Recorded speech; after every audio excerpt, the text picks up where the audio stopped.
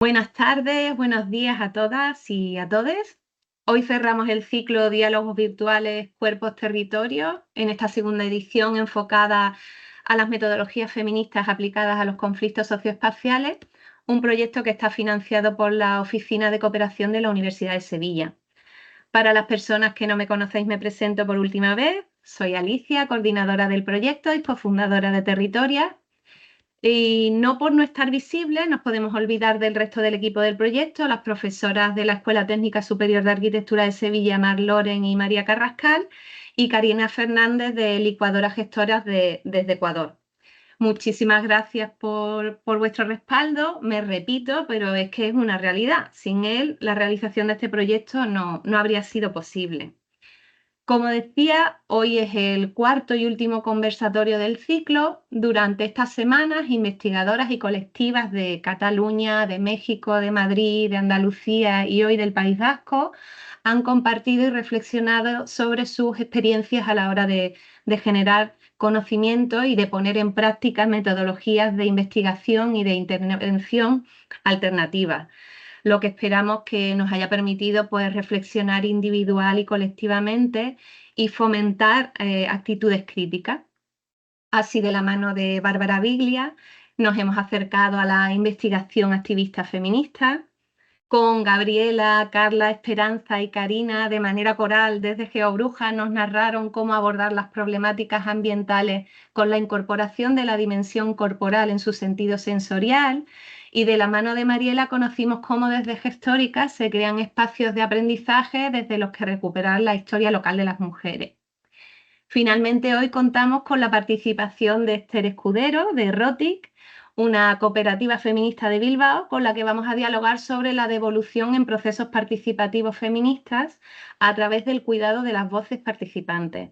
Un tema que ha salido recurrentemente en las distintas sesiones y que ha interpelado a nuestra responsabilidad, de la que también se ha hablado, al compromiso ético, a cómo evitar el extractivismo de conocimientos, al reconocimiento de los distintos saberes.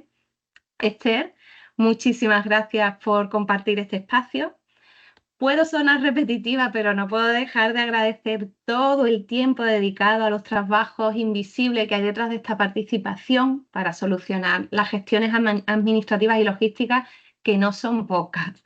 Muchas gracias a todas las ponentes que habéis participado por vuestra paciencia. Y, como no, gracias a las personas que estáis siguiendo y participando en el ciclo. Hoy es nuestro último conversatorio, pero no se cierra aquí el proyecto. Como os comentamos, para el final de año, ojalá antes, pretendemos tener lista la publicación digital con artículos y reflexiones de todas las ponentes.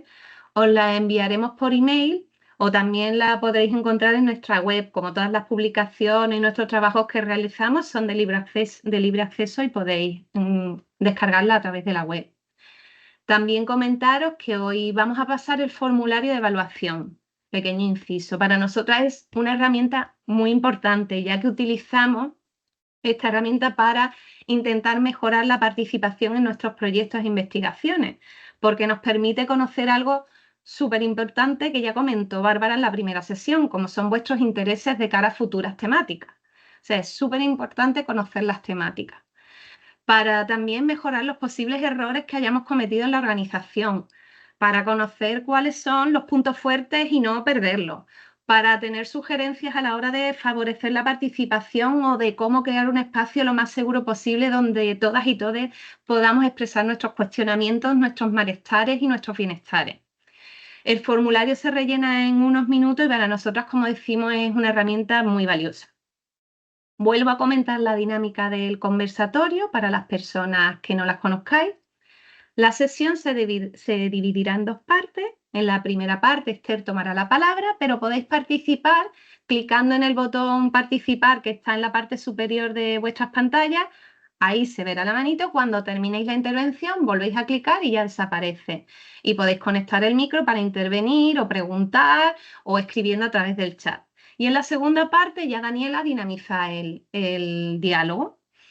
Como sabéis, para poder obtener el certificado de aprovechamiento hay que participar en 3 de los 4 conversatorios, y para constatar la asistencia necesito que, si hay alguna persona que haya ingresado a la sesión sin que se visualice su nombre y su apellido, lo escriba por el chat, ya que con esa quedó recogido. También recordar que si hay alguna persona que está en el conversatorio y no se ha inscrito, ahora pasaré también el enlace de registro para que pueda hacerlo. La que lo haya hecho no tiene que volver a hacerlo.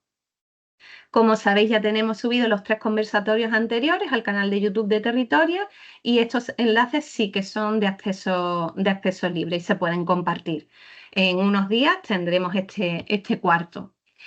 Antes de presentar a las ponentes, nos gustaría compartir una pequeña reflexión sobre algo que ha ido surgiendo en las distintas sesiones, donde hemos podido escuchar cómo cada colectiva ha ido caminando, ha ido conformándose a su propio ritmo, pero poco a poco, pues esos senderos han terminado retejiéndose y en ese cruce de pasos se ha visibilizado nuestros comunes, cómo transformar las formas de generar y reconocer los saberes y conocimientos, cómo poner en práctica nuevas metodologías donde el cuerpo, las emociones y las experiencias son esa brújula que traza esta cartografía colectiva, ¿no?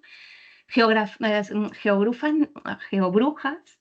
nos comentaba su origen desde las geografías críticas y sus prácticas sin tener la necesidad de nombrarse feministas porque su andar no requiere etiquetas.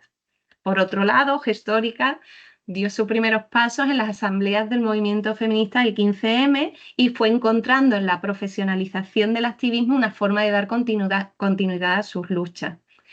Pues a Territoria esos debates también nos alcanzan, ¿no? Y en ambos asentíamos con la cabeza, como muchas de las personas que estábamos conectadas mientras las compañeras narraban sus caminos y sus resistencias, al sentirnos reconocidas en las reflexiones. Por enriquecer el diálogo, sí que nos gustaría compartir nuestros debates internos. Nosotras decidimos no nombrarnos feministas cuando trabajamos con comunidades de mujeres que ven en esa palabra una barrera que les impide participar. En esos procesos preferimos que la práctica hable por sí misma.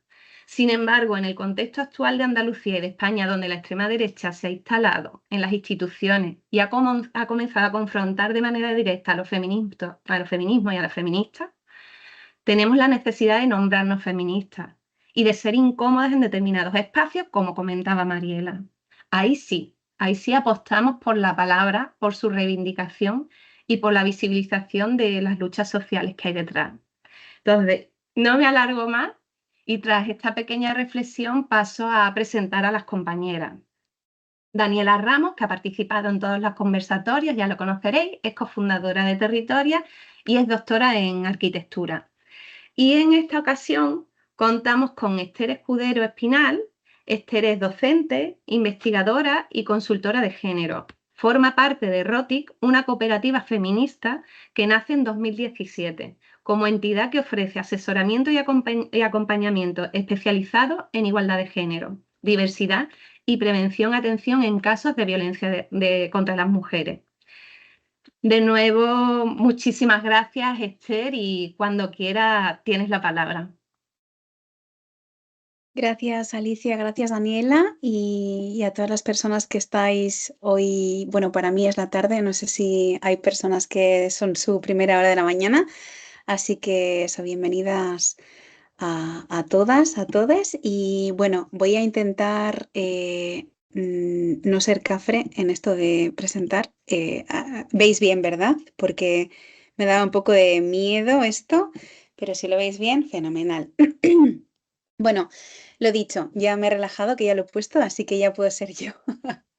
Os doy las gracias de nuevo sobre todo por asistir. Sé que es el último y el último conversatorio, entonces me siento con mucha responsabilidad, espero no defraudaros. Y como decía Alicia, pues espero que durante el ratito de mi intervención pues me podáis cortar sin ningún problema cuando tengáis algo que comentar o algo que decir. Yo os veo en muy chiquito, o sea, os veo en la pantalla muy pequeña, pero si hay cualquier cosa, o sea, el micro lo encendéis y me cortáis directamente, ¿vale? Sin ningún problema. Bueno, cuando nos propusieron hablar sobre este tema, en realidad quien tendría que estar aquí es mi compañera Sabina, porque ella es realmente quien desde el 2019 está haciendo la mayor parte del trabajo de investigación que llega a la cooperativa, porque yo me dedico sobre todo a temas de gestión y a temas de coordinación más general, pero cuando puedo, pues sí participo en los procesos en los que el tiempo me lo permite, ¿no? Que durante este ratito pues os voy a ir contando algunos en los que he estado. Bueno, ¿quiénes somos nosotras? Alicia lo ha dicho, somos una cooperativa de tres socias, éramos cuatro, ahora somos tres, pero en el equipo estamos siete, ocho personas, dependiendo del momento y los proyectos. Os he puesto la página web y no sé si puedo ir, a ver si puedo ir, si me lleva, no lo sé, si me va a llevar. Sí, bueno, os digo que sois las primeras en verla porque ayer la empresa que nos ha hecho el cambio de página pues nos dijo que ya estaba hecha y hoy cuando repasaba la presentación con mis compañeros he dicho, mira, pues ya está puesta y hemos sido, o sea, somos las primeras en verlo a la vez. Os la he dejado en la presentación para que podáis verla, pero... Pues básicamente nosotras estamos como divididas en estas áreas, en el asesoramiento y el acompañamiento, que os contaré un poquito qué hacemos ahí, el área de comunicación, formación, intervención social, investigación y en prevención de las violencias machistas. Hoy aquí tengo la encomienda de hablar básicamente de este área, del área de investigación, pero cuando os apetezca os invito a entrar para que podáis ver pues qué hacemos en cada una de las áreas, ¿vale? Pero como no me da tiempo o no me va a dar mucho tiempo porque tengo bastante contenido para presentaros, pues así como en una vista de pájaro, pues sobre todo lo que... es que estaba leyendo y digo, uy, creo que lo he puesto mal, pero no está bien puesto. Acompañamiento, la palabra. Lo que más hacemos es acompañamiento o asesoramiento a instituciones públicas, bien sea pues ayuntamientos, diputaciones, gobiernos, organizaciones internacionales, también entidades del tercer sector y alguna empresa privada, pues las ayudamos o bien a diseñar procesos y acompañarlas en esos procesos o a realizar pues trabajos muy concretos, ¿no? Como por ejemplo diagnósticos, como por ejemplo planes o como por ejemplo eso, ¿no? Procesos estratégicos para llegar a tener pues una estrategia, pues como podría ser la estrategia estatal para las personas LGTBI del Ministerio de Igualdad que hemos hecho nosotras. Entonces, pues antes les decía a las compañeras que tenemos procesos tan diferentes y tan variopintos que podría estar hablando como 5 días, pero me voy a centrar en los que tienen que ver con investigación, aunque sí es cierto que en acompañamiento hacemos algunos procesos más de diagnóstico que sí rozan ahí a veces la parte de investigación porque tienen una parte de, pues, de diagnosticar y que eso es de investigar, pero me voy a centrar sobre todo en aquellas investigaciones que hemos ido realizando desde el 2017 hasta ahora y que tienen incorporado ese enfoque feminista, esa perspectiva feminista de la que tengo tantas ganas de poder contaros porque es ver la investigación pues desde otra mirada. Bárbara seguro que os lo ha explicado y seguro que el resto de compañeras también han entrado ahí. A mí me toca hablar de la devolución y que es un proceso en el que particularmente le tengo como mucho cariño y lo vais a ir viendo a lo largo de la presentación porque creo que es como la olvidada, la fase olvidada y que creo que es como, para mí es fundamental para que realmente esa investigación pues pueda tener el enfoque que queremos, ¿no? Que es el feminista. Aquí os he puesto una tablita porque en el último mes estamos haciendo una memoria de todo el trabajo que hemos realizado desde el 2017 hasta ahora. Solo os he puesto las investigaciones que hemos liderado, que hemos desarrollado solo investigación. Luego, en el campo del asesoramiento hay muchísimas más cosas y muchísimos más diagnósticos, pero para que sepáis que hoy todos los ejemplos de los que voy a hablar o la mayoría de ellos van a estar concentrados en estos diferentes procesos. ¿Qué investigaciones hacemos? Pues, bueno, pues depende. porque depende de nuestros intereses y depende de lo que nos llega. Es verdad que hasta el año pasado una de nuestras compañeras, que es Gisela Bianchi, ella hizo su tesis doctoral sobre temas bueno, sobre temas de empleadas de hogar. Entonces, mucha de la investigación que estábamos trabajando en el principio estaba muy orientada a eso. Y luego poco a poco, pues nos fueron llegando investigaciones más vinculadas a los temas de cuidado, derivado de esa pata más del trabajo que realizan las empleadas de hogar, pues se nos fueron llegando diferentes diagnósticos y diferentes trabajos vinculados a eso.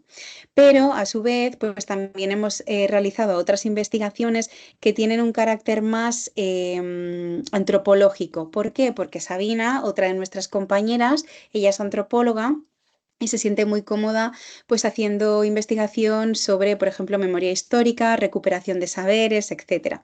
Entonces, bueno, pues ya os digo que no tiene nada que ver un ámbito con el otro, pero pues perdón, son ámbitos en los que, bueno, pues cuando nos piden, pues nosotras hacemos. ¿Qué más hemos hecho? Pues hemos hecho hemos acompañado o hemos hecho otros procesos, como por ejemplo en 2023, donde igual bueno, yo hasta el 2022 estuve un poquito más ausente porque estuve en mis maternidades. Entonces, a partir del 2023 ya que yo regresé, pues regresé como a jornada completa, pues ya empezamos a trabajar otros temas que a mí particularmente me parecían también interesantes, ¿no? Como, bueno, yo me especialicé, hice el doctorado en ciencias sociales y humanas, pero trabajé sobre todo con mujeres migradas y en temas de violencias machistas. Entonces, pues ahí empezamos a coger trabajos más vinculados a las violencias, la violencia sexual contra la infancia, etcétera, ¿no? Entonces, bueno, pues ya veis que el tipo de investigación en el que solemos trabajar, pues es muy variado. Bueno, antes de que os conectarais, hemos estado hablando un ratito y les comentaba pues que para mí era muy importante que a lo largo de esta hora y poco o 2 horas que vayamos a estar hablando, pues como que quería haceros hincapié en aspectos muy concretos y en cosas que realmente a mí me han servido o cosas en las que nosotras hemos fallado, que creo que os pueden ser interesantes para tener en cuenta, ¿vale?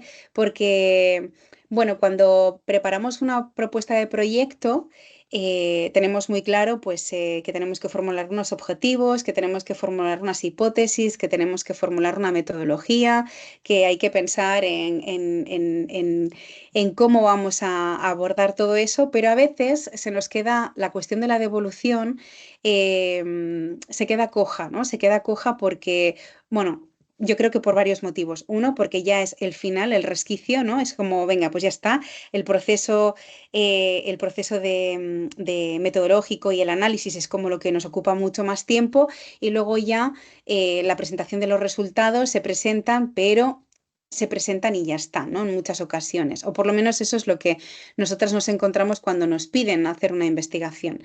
Es como, bueno, el resultado final es la investigación, se hace una presentación de esa investigación y ahí se ha quedado todo. Bueno, nosotras, en ese sentido, creemos que desde la perspectiva feminista hay que dar un paso más, ¿no? Porque sí es cierto que la devolución de los resultados es compartir con diferentes personas pues, los resultados de este proceso.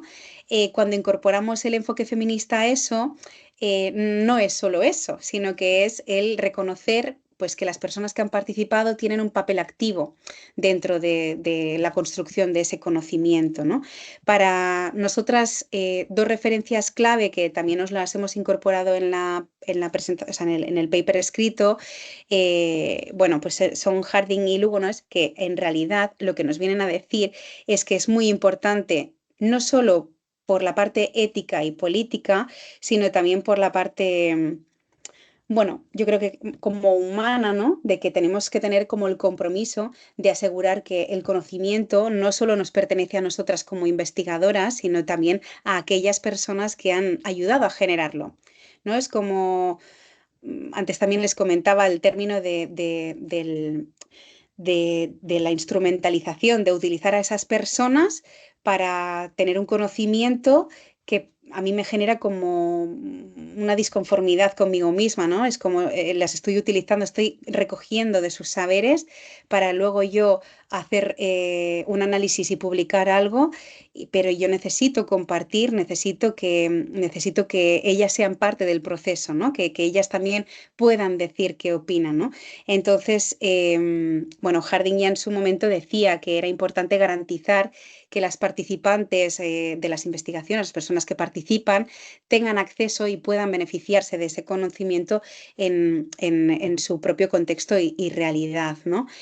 Y al hilo de esto, para mí es tan importante este paso que cuando planteamos propuestas de proyecto, la devolución no es algo que la contemplamos en el último momento de la investigación, sino que la contemplamos a lo largo de todo el proceso. Luego ya decía también que la devolución no es un paso final, es un proceso continuo que fomenta el empoderamiento de las participantes. ¿Y por qué estoy de acuerdo con esta afirmación? Pues porque solo si contamos con esas participantes a lo largo de todo el proceso, el producto final, el resultado final, la investigación final realmente tendrá el carácter y tendrá recogida todo lo que esas personas nos han querido trasladar y todos los matices que esas personas han querido reflejar, ¿no? en su discurso. En ese sentido, yo veo que el que la devolución no sea en un paso final genera el que se creen espacios para dialogar y reflexionar de forma conjunta. Y ahí ya solo con esos espacios tú ya estás transformando, estás trabajando en conjunto además, ¿no? Y estás haciendo que esa herramienta que puede ser, luego lo veremos, pero que puede ser pues un espacio chiquito de una reunión de poquito tiempo para contrastar, pues por ejemplo, los resultados que han salido de un grupo de discusión, pues ya te genere en esas personas, bueno, pues un cambio, ¿no? Incluso, ¿no? O que se generen unos diálogos que a ti te permita seguir recogiendo esa información. Bueno, aquí os he puesto dos gráficas porque es lo más visual, no vais a ver nada porque ni yo lo veo, pero me parecía como el grafismo me parecía interesante para diferenciar lo que es la investigación tradicional con lo que es la investigación feminista, ¿vale?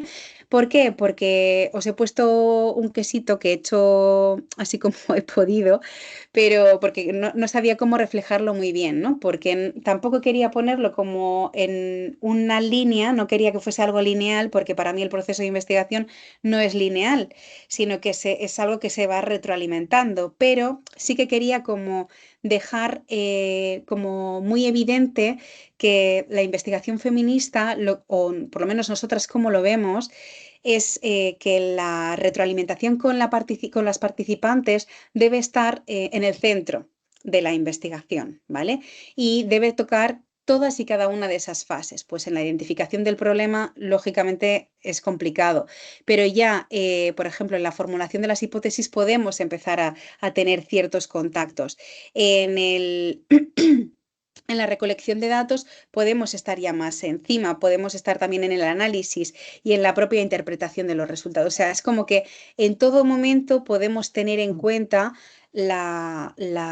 bueno, la reflexión o la voz, digamos, de quienes participan, ¿no? Entonces, en esta diapositiva os ponía como un poco como los dos polos, lo que es la investigación tradicional, donde dice que normalmente la devolución se hace como paso final, donde existe una relación jerárquica, ¿no? Donde quien investiga y quien participa tienen roles muy diferentes y tienen una posición jerárquica muy, muy controlada, ¿no? Muy estandarizada, y donde existe poca retroalimentación.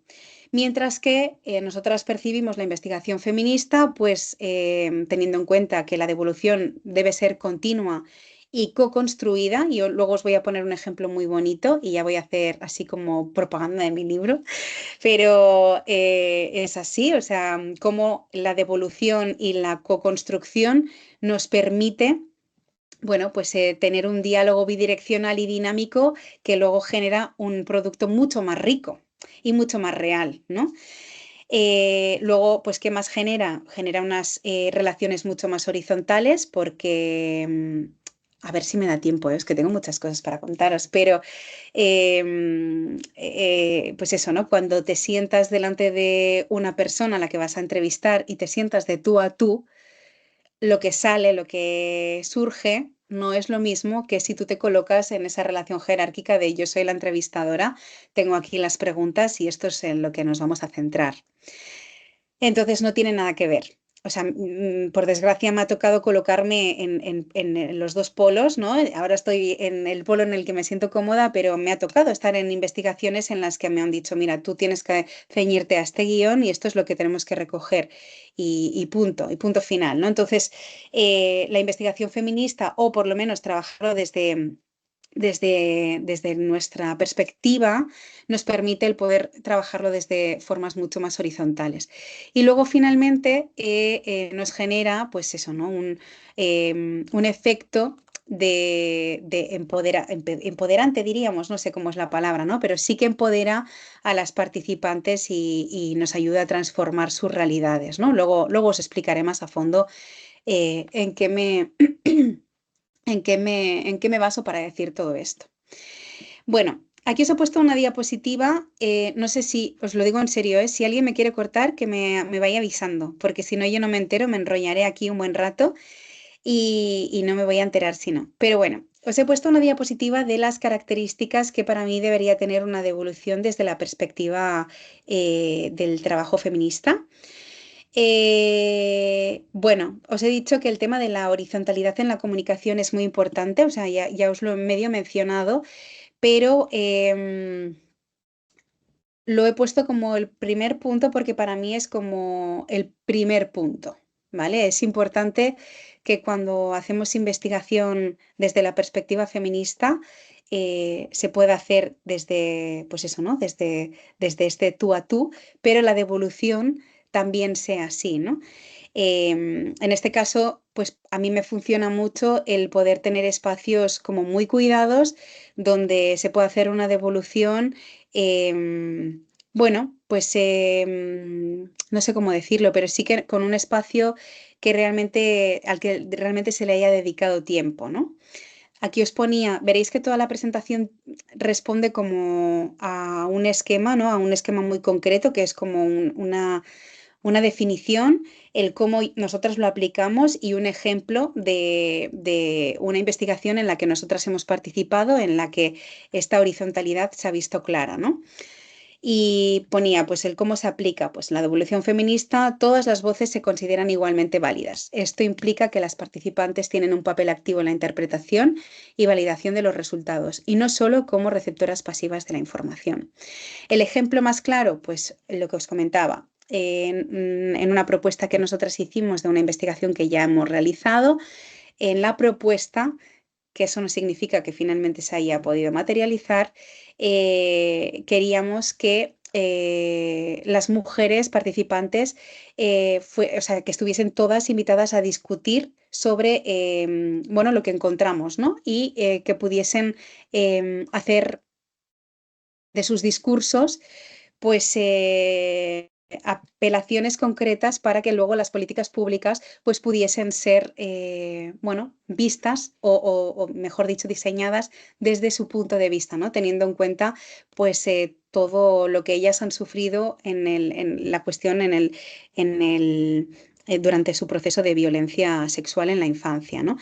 Para nosotras esto era muy importante. ¿Por qué? Porque las mujeres que no hemos sufrido una situación así, que no hemos sufrido un episodio de violencia en nuestra infancia, no podemos realizar una investigación de estas características. Entonces, por eso me parecía o nos parecía tan importante el que ellas pudiesen estar incluidas, ¿no? Dentro de este, digamos, desarrollo y sobre todo en la parte de las conclusiones, ¿no? Más allá de, pues bueno, de que pudiesen estar o de que pudiesen recibir directamente el informe final, queríamos que pudiesen estar durante pues, momentos puntuales para hacer esas devoluciones de lo que nosotras íbamos encontrándonos.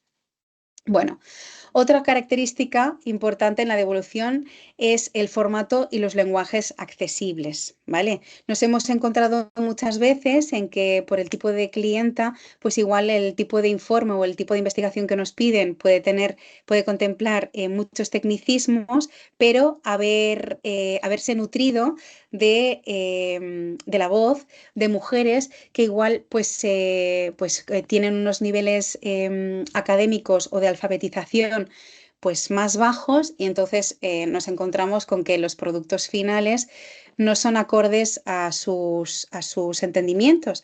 Entonces, para eso es muy importante que las devoluciones realmente tengan esa perspectiva más inclusiva, ¿no?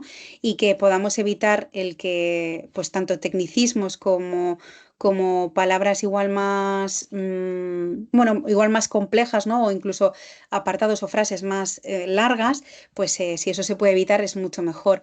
Y en ese sentido, pues nos gusta utilizar gráficos visuales, esquemas muy simples, o incluso un formato que estamos utilizando mucho son los audios, para que esas mujeres luego, audios cortos, como no tipo podcast, sino audios con partes de las investigaciones que luego ellas pues pueden escuchar. O, por ejemplo, también la traducción de los resultados a diferentes idiomas o incluso a los idiomas nativos de las propias participantes. Bueno, eso, como no tengo, o sea, que me voy a ir, que voy a ir avanzando porque si no se me va a quedar corto. Luego, otra cuestión, otra característica de la devolución es el tener en cuenta la flexibilidad y la adaptabilidad de las necesidades de las participantes.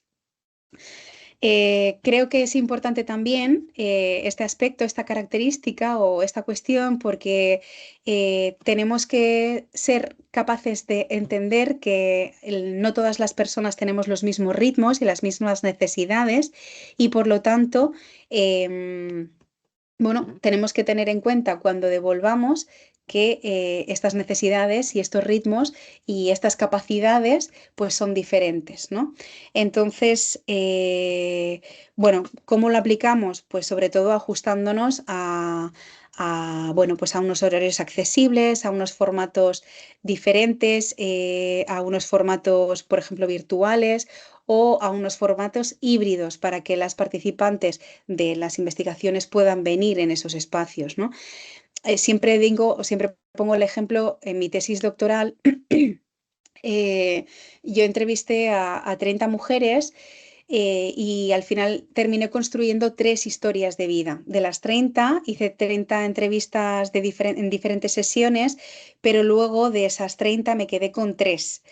Y en mi defensa de tesis, un señor, bueno, uno de los que estaban en el tribunal, el único hombre, pues me preguntó, ¿y qué has hecho con todo lo demás? ¿No? Porque, con todo el material que tienes y que al final solo te hayas quedado con 3 historias.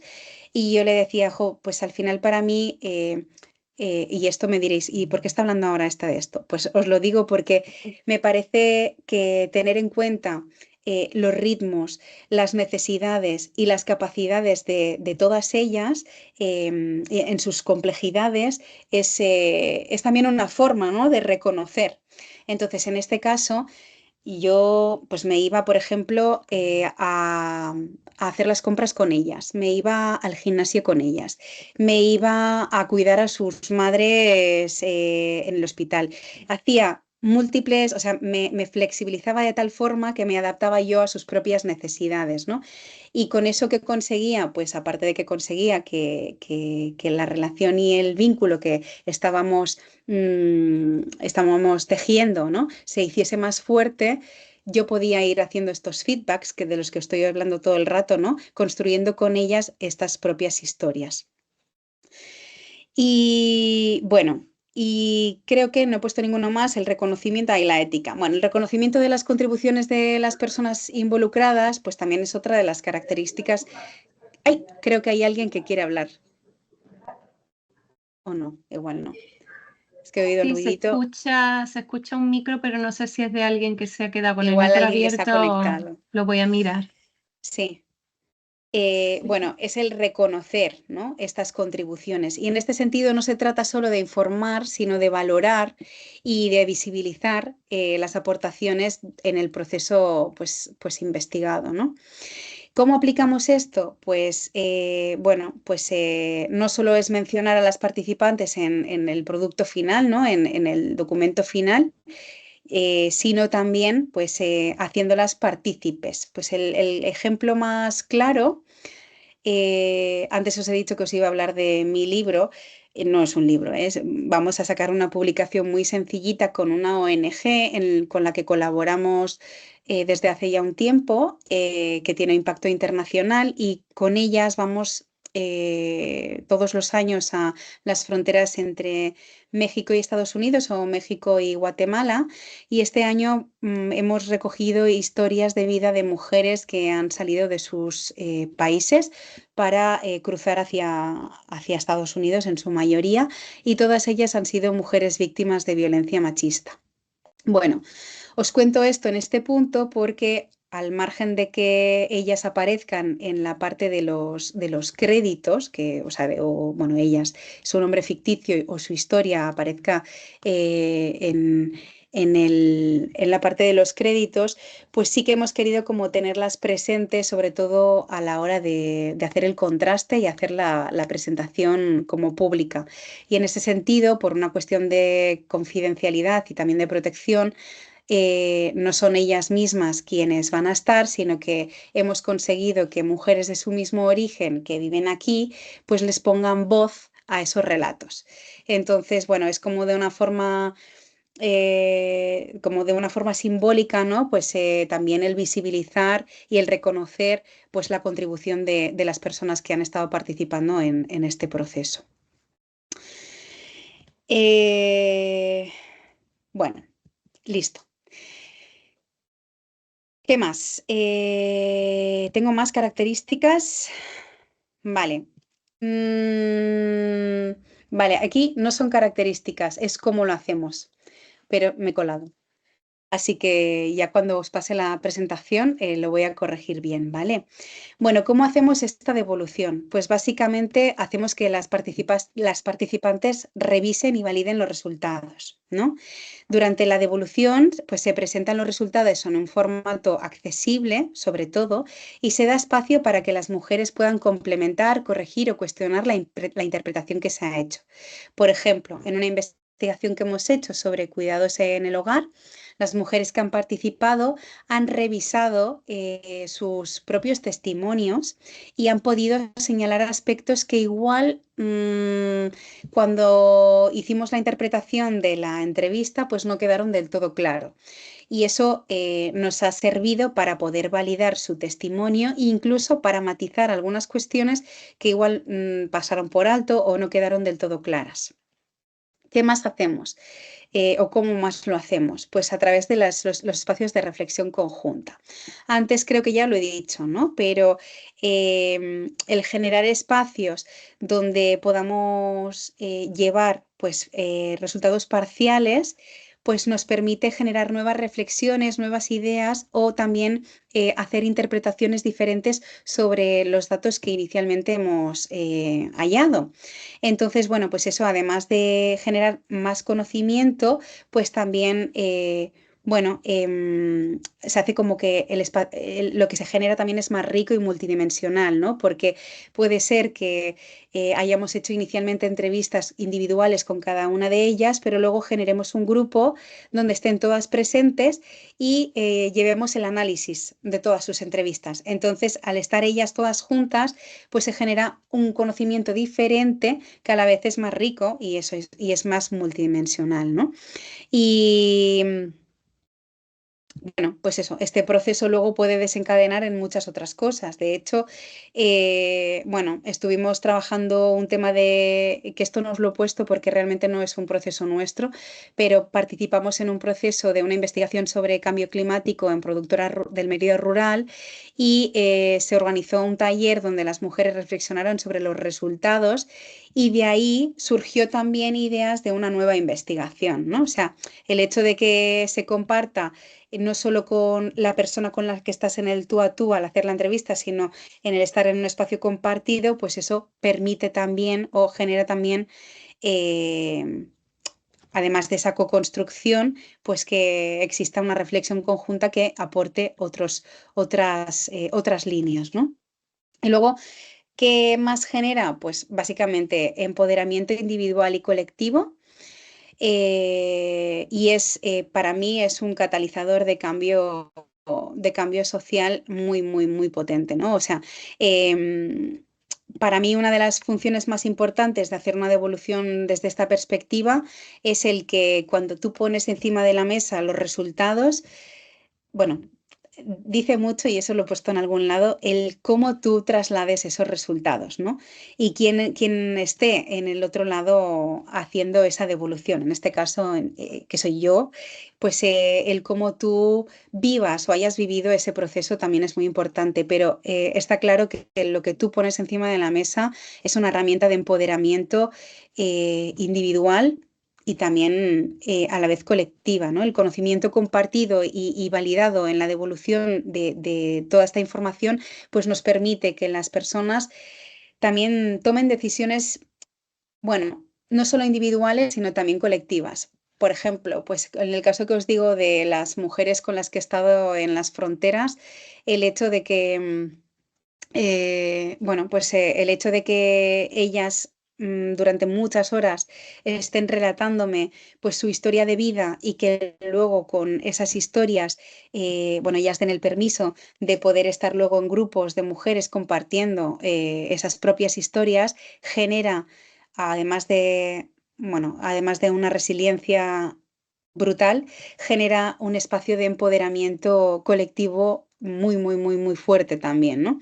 Y a la vez, pues eso, genera también, es un espacio de catalizador de cambio, que le llamo, ¿no? Porque permite, pues como en el caso de estas historias, permite que luego puedan ser un reflejo espejo, ¿no? Para otras muchas y sirva, pues para que otras mujeres que igual están en procesos parecidos, pues les sirva de aliento, porque es verdad que las historias que he recogido pues son de mujeres sobrevivientes de situaciones y que después de mucho proceso de acompañamiento pues han salido de esas situaciones y están en otro punto de la vida, ¿no? Entonces, bueno, pues esas historias nos pueden servir como efecto espejo, lo que os decía, pero también generan cambio social, ¿no? A la hora de ser devueltas a la sociedad, a la ciudadanía en el formato que sea, pues eso también genera, bueno, pues un efecto de transformación. Vale. Son las 6 menos cuarto, que no se me vaya el tiempo. Si no, Alicia, me vais parando. Esther, sin problema, de verdad, tú relájate con el Vale, tiempo, que no hay perfecto. problema, no te agobies por eso. Vale, vale. Bueno, pues visto esto, pasaría a qué estrategias o qué herramientas utilizamos o solemos utilizar para hacer este tipo de devolución, ¿vale? Bueno, por un lado, talleres de devolución, que básicamente son espacios presenciales o cada vez virtuales, o sea, cada vez más virtuales, porque pues al final a veces nos piden, nos hacen encargos donde pues igual es una investigación o un proceso que está pues en América Latina y lógicamente pues no nos podemos desplazar siempre que queremos y entonces pues generamos espacios virtuales que son diseñados para compartir sobre todo los resultados con las propias participantes, ¿no? De manera participativa y reflexiva. Estos talleres tienen una metodología, tienen un timing, tienen una organización, pero son espacios bastante abiertos, donde lo único que buscamos es presentar la información que hemos recogido, el análisis de lo que hemos podido recoger y además abrir un espacio de diálogo donde puedan ellas pues validar, complementar y reinterpretar esos resultados, ¿no? Se organiza durante el proceso de investigación intentamos que se organicen más de una sesión. ¿Por qué? Porque eso nos genera también confianza con los resultados. Es decir, podemos hacer un espacio de reflexión o un taller de devolución cuando hemos terminado de utilizar una técnica de recogida de datos y luego, por ejemplo, organizar otro taller pues, con otro tipo de dinámicas pues, para validar o para trabajar pues, otras técnicas que ya hemos hecho. O puede ser, dependiendo de muchas cosas, que solo hagamos un taller donde incorporemos pues, el análisis de todo. Luego, ¿qué más herramientas utilizamos o qué más estrategias? Los mapas visuales permiten representar de manera sencilla las conclusiones. Con mapas visuales no os imaginéis que hacemos maravillas. Normalmente lo que nosotros solemos hacer es hacer como un panel de conclusiones donde a partir de, o sea, un panel impreso, que creo que en las imágenes que he facilitado para la publicación, ahí aparece uno de los paneles. Nosotras tenemos es la mejor inversión que hemos hecho jamás. Tenemos como una estructura que es así como metálica, que es como si fuese una pantalla de cine y normalmente utilizamos tela impresa, o sea, imprimimos encima de una tela y eso se coloca dentro de esos carriles metálicos y entonces las personas pueden levantarse y pueden ver pues las conclusiones como en directo, ¿no? O sea, escritas pero en grande y demás. Eso se combina a veces con dibujos o con otros gráficos que nos permite pues que la gente con la que hacemos la devolución pues pueda ver de manera sencilla las conclusiones o los hallazgos clave del momento, ¿no? De la investigación o del momento en el que estamos. Eso nos permite también jugar porque si lo hacemos de esta forma, como os digo, tan ampliada, la gente puede moverse, puede dar vueltas por la sala, incluso pues eso, ¿no? Podemos hacer dinámicas, pues hacemos muchas dinámicas con gomets, con pegatinas o con rotuladores lavables y que nos permite pues que ellas mismas pueden ir la palabra de co-creando, ¿no? Bueno, como herramienta más. Y luego otra herramienta que utilizamos pues es las narrativas fotográficas que se utilizan o utilizamos imágenes pues para visibilizar experiencias y resultados, especialmente en investigaciones que se centran en los aspectos emocionales, vivenciales o subjetivos de las propias participantes. Tenemos un compañero, Pablo, que uno de los socios de Rotic, que él ha estudiado fotografía social, entonces utiliza mucho imágenes, o sea, hace proyectos concretos de imágenes, o sea, hace proyectos concretos de fotografías que luego llevamos a las propias sesiones, pues para poder trabajar.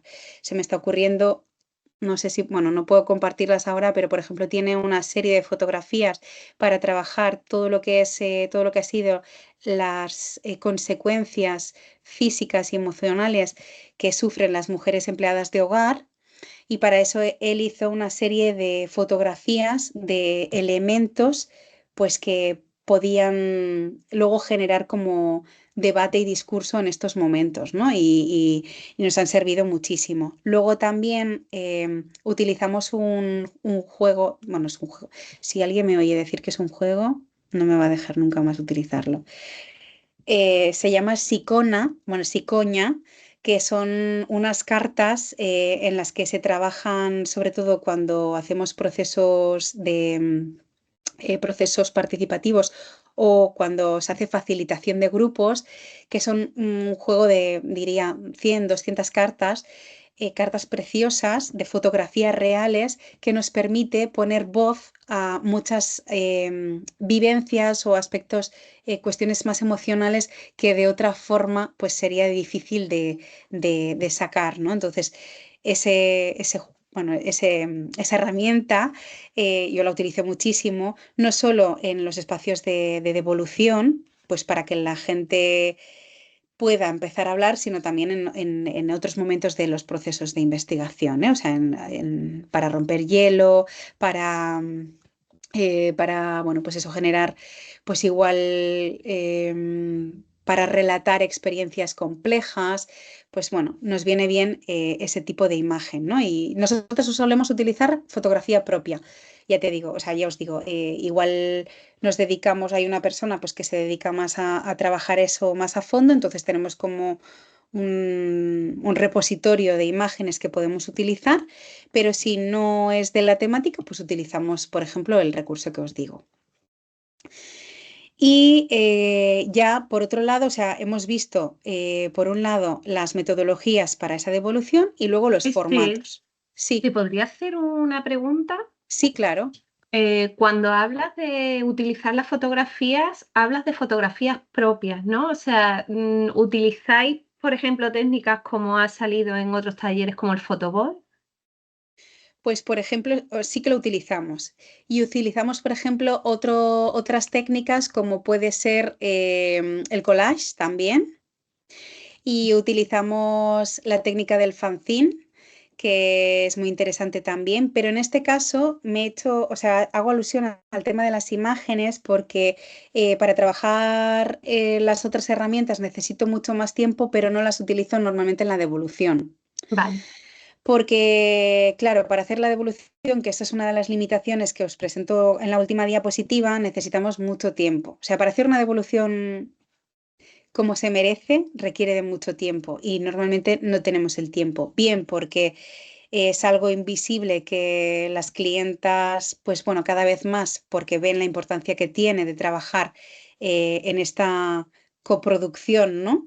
De manera conjunta con las participantes, ven que es necesario, sobre todo, pues eso, ¿no? Clientas, instituciones que sí ven importante trabajar la investigación desde la perspectiva feminista, pero hay otras que te dicen, mira, tengo este dinero y con este dinero quiero que me hagas, que me construyas el Taj Mahal. Y es como, bueno, pues no sé de dónde voy a sacar el tiempo para, o sea, el tiempo, de dónde voy a sacar el dinero para realmente poder hacer una devolución como se merece, ¿no? Entonces, no puedo, normalmente es uno de los impedimentos que tenemos, no podemos hacer unas devoluciones.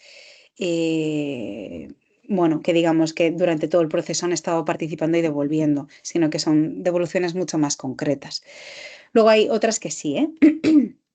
Pero bueno, creo que aquí os lo he puesto en este tipo de, en lo que es el formato para la comunicación accesible y más emotiva o más emocional, pues os he puesto como dos elementos, ¿no? Dos herramientas. El resumen ejecutivo, que yo, bueno, en realidad no es ejecutivo, que es el poder hacer como una infografía con las conclusiones más claras y a partir de ahí que podamos empezar a hablar, pero que lo puedan ver visualmente, ¿no? Y luego la otra, la representación artística, que ahí venía con el tema de los fanzines, ¿no? Si en algún momento llegamos a colgar todo el material, porque esta es otra historia, nosotras estamos ahora en un proceso, como os decía, de elaborar una memoria interna con todo lo que hemos producido a lo largo de estos 7 años y hay una devolución muy interesante que es a través del teatro de las oprimidas. Hacemos procesos de investigación que culminan con obras teatrales. Pero claro, en este caso son procesos donde el resultado final, que es la obra teatral, es lo que más peso tiene. O sea, la devolución es lo que más peso tiene, más que la propia investigación en sí. O sea, el proceso de investigación puede haber sido muy específico y muy concreto, pero las conclusiones de esa investigación se teatralizan. Entonces, utilizamos la herramienta del teatro de la oprimida en muchas ocasiones para poder trabajar también como esa parte de devolución. Y así ya como para terminar, os he puesto una diapositiva de limitaciones, ¿vale? Porque, bueno, creo que aspectos positivos, hacer una devolución desde esta mirada, ¿no? O sea, para mí tiene todo el sentido y todo lo positivo, pero creo que en una sesión como la que estamos teniendo es importante también que os permita como devolver como un aterrizaje como más de pies a tierra, ¿no? Porque para soñar yo ya he soñado mucho bueno, pues nos hemos encontrado con diferentes obstáculos o limitaciones, ¿no? Que creo que son importantes que tengáis en cuenta a la hora de poder hacer, o sea, si queréis reproducir como este modelo. Por un lado, en la falta de tiempo y recursos, lo que os decía, ¿no? Pues que hacer una devolución así exige mucho tiempo, recursos sobre todo económicos para organizar talleres, para crear materiales, para generar esos espacios. Y sin embargo, pues en muchos proyectos, pues especialmente pues los que tienen presupuesto muy limitado, pues puede no haber suficiente tiempo o recurso para llevar a cabo una devolución de estas características. Y eso, como investigadora, a veces es un poco frustrante, porque lidiar con eso, frustrante bueno, no sé cómo sería la palabra, pero empobrecedor, porque a nosotras nos parece tan interesante el poder hacer el proceso visto desde esta mirada que a veces, pues, bueno, pues realmente lo hacemos, invertimos más recursos en esto y que son recursos que son para pagarnos las horas de trabajo nuestras. Entonces, a veces es como hacemos estas devoluciones o estos espacios sin tener en cuenta pues el tiempo que a nosotras nos supone, ¿no? Ya más yo creo que ahí ya es un componente pues más visto desde una propia militancia de cada una, ¿no? Y de ver que es necesario hacerlo así para hacerlo bien. Entonces, ¿cuál es la consecuencia de esta falta de tiempo y de recursos? Pues principalmente que veamos los procesos como algo superficiales, ¿no? O como incluso apresurados, porque es como por falta de tiempo no nos permite hacerlo, porque hay que, como os he dicho antes, hay que tener en cuenta pues las necesidades, los tiempos y los ritmos de cada una, y eso a veces hace que los procesos se alarguen. Y porque, pues eso, igual queremos que participen todas, pero todas no están. Entonces, bueno, pues eso al final se alarga en el tiempo y eso bueno, pues para procesos financiados por determinadas entidades, pues no es viable o no puede ser, ¿no? Entonces, bueno, pues eso genera cierta frustración.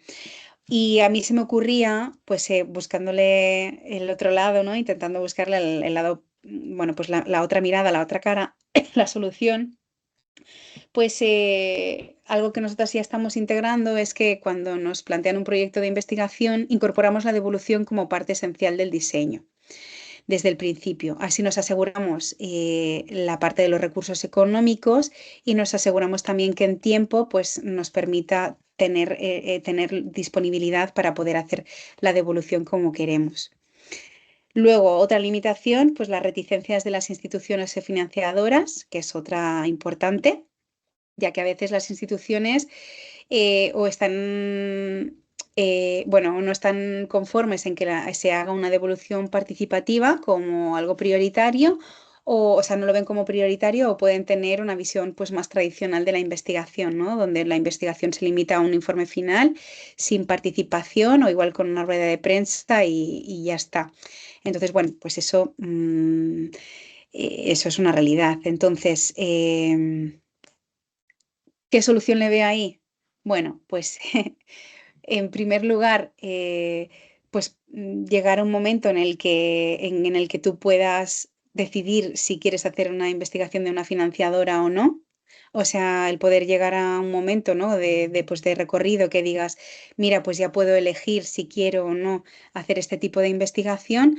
Y si no es así y nos vemos en la necesidad, pues porque es nuestro trabajo, pues algo que a nosotros nos funciona mucho es el hacerles ver la importancia que tiene hacer una devolución así, para que se den cuenta de que eso trae beneficios y que no solo trae beneficios, o sea, no son beneficios económicos, sino beneficios humanos, ¿no? Que hacer una devolución participativa pues garantiza pues un mayor impacto y un mayor resultado en la vida también de las personas que han participado.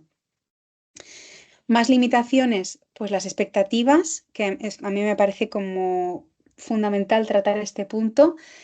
Creo que el generar unas falsas expectativas a las mujeres que participan sobre cómo puede ser ese proceso de devolución, pues, y lo que implicará en ellas, pues puede ser un hándicap importante. Y entonces para eso yo creo que es importante ser transparentes desde el principio sobre cuáles van a ser los límites del proceso de devolución, porque me ha pasado en alguna investigación pues con una temática dura, donde, claro, mi intención ha sido en todo momento hacerlas partícipes y luego, pues o bien por la institución que me lo financia o bien por otros aspectos ajenos a mi voluntad, pues bueno, la devolución no se ha podido hacer de forma tan cuidada. Entonces, bueno, también aprendo, con los años pues también se aprende y ahora pues intento ser lo más transparente posible desde el principio y poner los límites, ¿no? De lo que puede llegar a ser y no ser ese proceso de devolución. Y bueno, y luego ya como último punto, he puesto pues las desigualdades de poder que siguen persistiendo, ¿no? Pues porque aunque la devolución feminista busca establecer estas relaciones horizontales, pues las desigualdades de poder entre las personas investigadoras y las participantes a veces puede persistir. Entonces, por eso creo que es muy importante que las personas que investigamos hagamos un trabajo de construcción también, ¿no? Muchas veces y de poder, para poder colocarnos en un espacio donde las otras personas nos vean de igual a igual. Yo creo que eso es algo también como muy importante para que realmente las devoluciones, eh, bueno, pues sean lo que realmente queremos que sean, ¿no? Y para eso os ponía pues una solución, asegurar que todas las voces son escuchadas por igual, incluyendo bueno, espacios de confianza y el uso de personas que sean como muy mediadoras, ¿no? Que fomenten esa participación activa de todas las personas involucradas. A mí por lo menos me resulta mucho, o sea, se me da bien esa parte porque intento ser como, bueno, como conciliadora con ese aspecto. Entonces, permito que, o necesito, mejor dicho, que las mujeres que participan en nuestras investigaciones tengan la voz absoluta y durante la sesión. Y creo que hasta aquí, eso es. Hasta aquí, no sé si me dejó nada. Yo creo que ahora, durante el ratito que nos queda, podremos seguir conversando y os podré ir explicando más a fondo. Bueno, y ahora os voy a ver porque no os he visto en todo el rato. Así que voy a dejar de compartir y os amplío y ya, pues a lo que surja.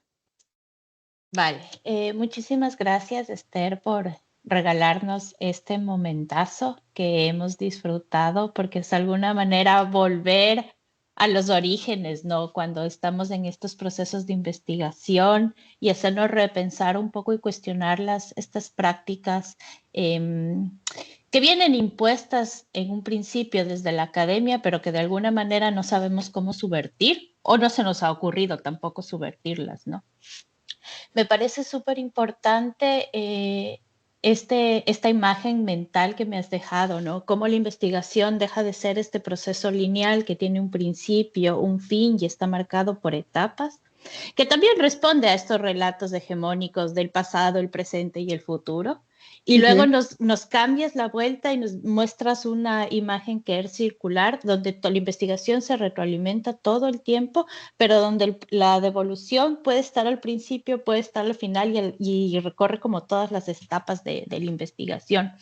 Y además que es válido no solo para la investigación, sino también para la acción, ¿no? Para la gente que nos está acompañando aquí, que no se dedican específicamente a la investigación, pero hacen acción para las transformaciones desde los diferentes lugares en los que están. Así que muchísimas, muchísimas gracias.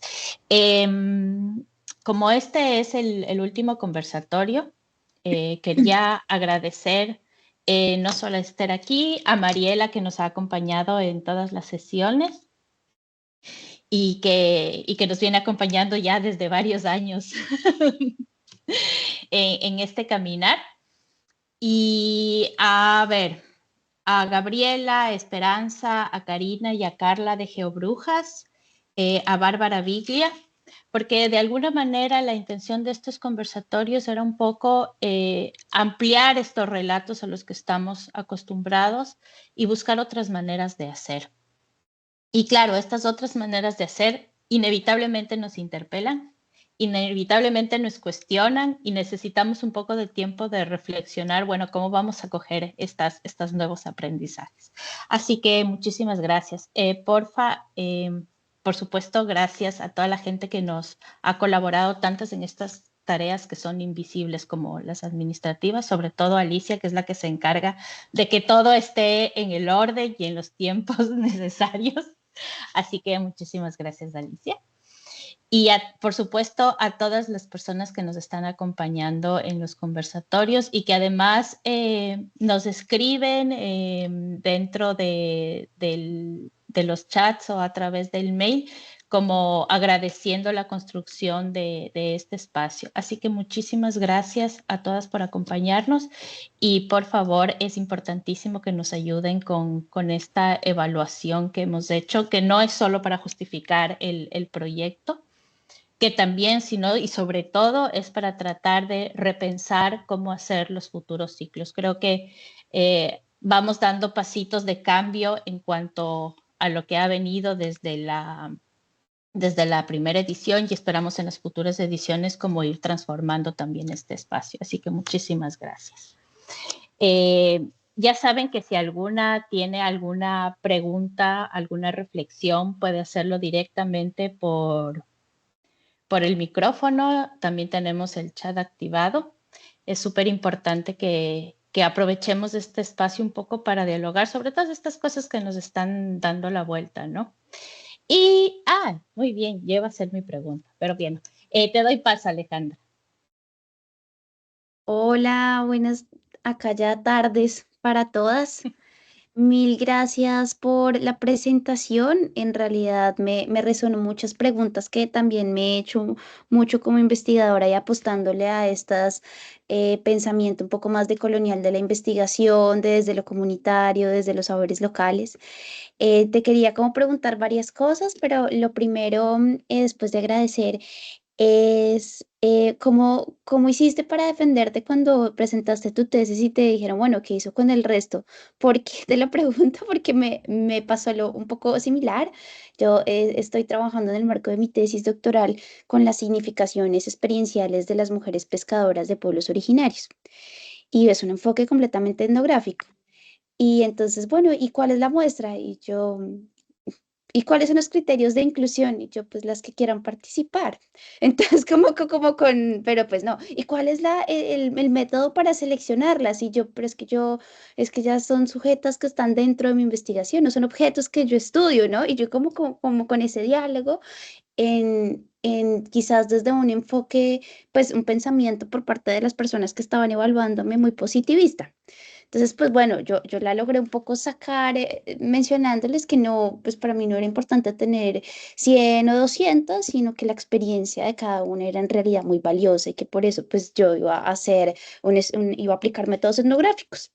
Pero igual les quedó como sonando y como, pero revisa, igual revisa y dinos cuál va a ser la muestra y la tasa. Conversando con mis profes y un poco siendo rebeldes, decía como, ponga 30, ponga un número. Y ya luego usted ya lo defiende. Entonces era como mi primera pregunta, ¿cómo hacemos para ir en contra de esos pensamientos tan positivistas, tan cerrados que nos ponen igual en aprietos muchas veces cuando estamos presentando estas investigaciones en donde nos aproximamos a otras formas distintas?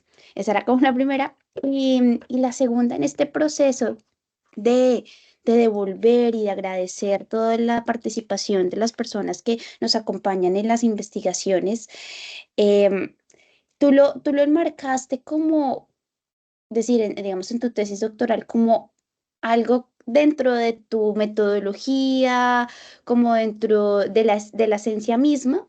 Y te lo pregunto porque igualmente yo estoy tratando de verlo desde la interculturalidad crítica como método. Entonces yo dije, no, eso no es solo teoría, para mí también es un método y por eso estas doctoras están súper involucradas en la investigación y parto, de hecho, como lo mencionaste, como la hipótesis, pues la tengo ahora, pero esa hipótesis seguro va a cambiar y está bien que cambie, o sea, ojalá, ojalá sea así. Entonces, como que lo defendí así, pero la sugerencia fue como, eso hágalo como parte de su compromiso, pero no nos lo prometa en el marco de su enfoque metodológico.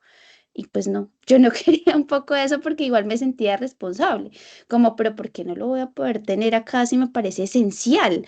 O sea, es muy transversal, entonces como que fue muy debatido y lo sigo luchando, sigo siendo rebelde por ahí, pero me encantaría saber de tu experiencia como para inspirarme un poco. Ya, era eso. Gracias, Alejandra. Pues bueno, si estuviésemos en otro contexto y no estuviese grabado, me pondría a llorar porque me trae muchos recuerdos y pues yo defendí la tesis en el 2014 y ahora, 10 años más tarde, es el momento en el que empiezo a reencontrarme con la etnografía y con las historias de vida, porque salí muy dolida de ese proceso. Porque al final en la academia pues encontramos a personas que bueno, pues como en la vida misma, no hay más que decir.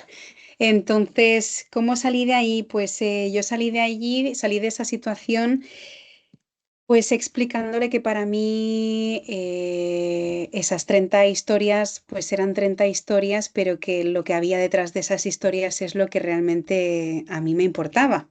Yo soy trabajadora social de base, o sea, soy trabajadora social y estudié educación social también.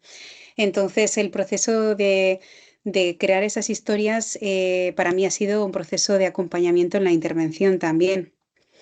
Y, y te respondo también a lo otro, o sea, yo lo incluí como un proceso dentro de mi metodología, porque o sea, está junto, ¿no? No puede ir por separado, porque es que no había otra opción. Entonces, cuando ese señor me dijo eso, yo, bueno, lo que le contesté es que en realidad las 30 historias, o sea, las 30 entrevistas o las 30 mujeres con las que yo estuve, en realidad fue así porque lo que hice fue que las acompañé a las 30, lo que pasa que ya cuando vi que había tres de las que, bueno, podía hacer un proceso mucho más largo y mucho más acompañado, pues decidí limitarme a esas tres, también porque respondían a tres realidades que eran las tres realidades que yo quería estudiar. Pero claro, cuando me dijo eso, pues empecé a sacarle los diarios que ellas mismas fueron escribiendo durante el tiempo que yo estuve acompañándolas, que el tiempo que estuvimos trabajando juntas. Y para mí eso tiene mucho más valor que el hacer 50.000 cuestionarios. Entonces, claro, cuando te topas con personas que le dan más valor a lo cuantitativo que a lo cualitativo o a lo emocional, a lo esencial, pues te encuentras con eso, ¿no? Y a esas personas pues también hay que explicarles que el que se pueda recoger el testimonio de, pues en este caso, de una madre marroquí pues que fue violada y que fue abandonada con sus hijos y que pudo cruzar a España para poder sacar adelante a su familia, ¿no? Y cómo todo eso pues ha desencadenado en que ahora mismo ella es una mujer libre, feliz y que ha enseñado a sus hijas, porque ese era el tema de mi tesis, ¿no? Si las mujeres de familias monomarentales o bien por elección, por ser monomarentales de elección o por separación o por viudedad, habían transmitido los roles de género a sus hijas de una forma u de otra.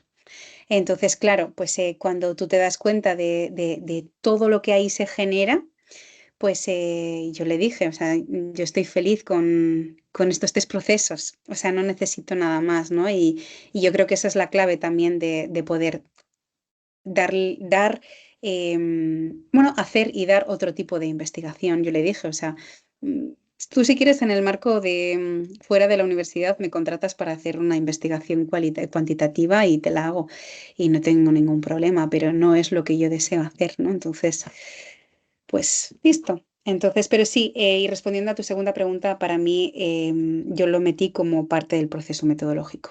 Sí. Y no sé si has terminado o no. La tesis, sí, no has terminado, ¿verdad? No, presento examen de suficiencia en enero, Bueno, así que ahí pues voy. ya te pongo aquí para lo que necesites para llorar juntas cuando lo necesites o Oh. para hacer punching ball, porque es verdad que en procesos así, cuando trabajamos este tipo de metodologías, pues bueno, pues no es fácil. Muchísimas gracias de verdad por compartir tu experiencia y esos tips y por supuesto que seguro te voy a escribir. Genial, te espero entonces.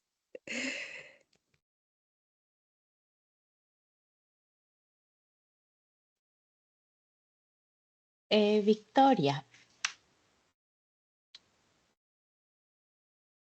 Hola, compañeras.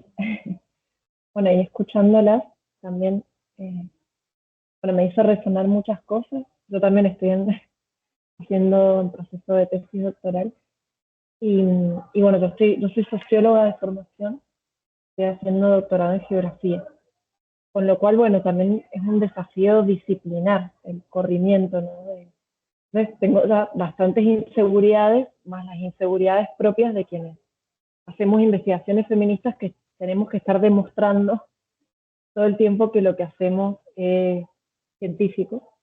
Y por otro lado, la preocupación, bueno, de quienes hacemos investigación militante, investigación acción participativa, o que estamos preocupadas por esa dimensión ética de la investigación, me parecía esto que vos decías de pensar, ¿no? La investigación y la intervención, o sea, como que para mí no pueden ir separadas. Eso también de alguna u otra manera cae en la, en la etnografía, o me parece que ahí las herramientas metodológicas del etnográfico nos permiten eso, porque somos parte de la investigación de distintas maneras, y además de que somos parte tenemos una intencionalidad que es transformar de distintas maneras aquello que estamos viendo, no es solamente un diagnóstico, es como decir, bueno, si querés un informe técnico, lo hago, pero esto no es un informe técnico justamente. Y pensaba también, en relación a otras experiencias de acompañamiento, pensaba esto de, bueno, en la justicia de lo penal, ¿no? Cómo es la prueba patriarcal, ¿no? Lo único que importa, y muchas veces el testimonio, todo lo otro no, pienso en esas dicotomías que se trasladan en distintos ámbitos. Nada, quería compartirles ese sentir. Y en cuanto a preguntas, pensaba también en una investigadora boliviana que habla que problematiza esto de volver, ¿no? Porque cuando, como que uno ha robado algo, entonces tiene que devolver. Que en parte, bueno, también hay que dar cuenta de que hay una relación desigual, de alguna manera, cuando uno está investigando, sobre todo, bueno, en ámbitos con sectores populares, con poblaciones migrantes, o sea, hay una desigualdad de poder y hay que reconocerla, pero bueno, pensaba, siempre me ha quedado resonando eso del término de devolución, y a mí me ha pasado que, bueno, que es una de las instancias que más dificultad me ha dado, sobre todo, bueno, cuando trabajas con compañeras con las que además militás o activas. Entonces, la pregunta era en ese sentido, ¿cómo son porque una siente que está, o a mí me pasa, yo siento que estoy molestando, ¿no? Ya con todo lo que tenga que ver con mi investigación, que yo molesto a las otras al pedirles, y que si encima les digo, bueno, y ahora hagamos un taller para mostrarles lo que yo estoy viendo, no sé, igual es re necesario, todavía no llego a esa instancia, pero no sé cómo correrme subjetivamente de ese sentir que estoy molestando para algo que es en última instancia individual, ¿no? Una tesis. Gracias. Gracias, Victoria. Jo, pues me ha parecido súper interesante el análisis que haces de la palabra devolver jamás se me había ocurrido, pero me parece brutal. O sea, claro, tú al final es como que estás devolviendo porque has robado algo y es que es así. O sea, nunca me había parado a pensar en eso. Pero bueno, me lo he apuntado porque quiero darle una vuelta a este término de devolver. Es verdad que, o sea, comparto casi al 100% todo lo que dices.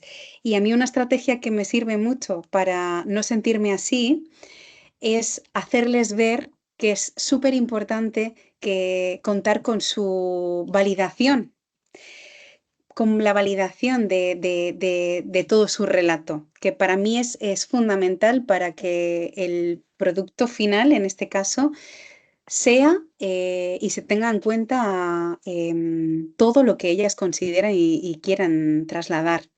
Entonces, me siento, o sea, me siento como tú cuando dices lo de, a veces me da la sensación que les molesto, ¿no?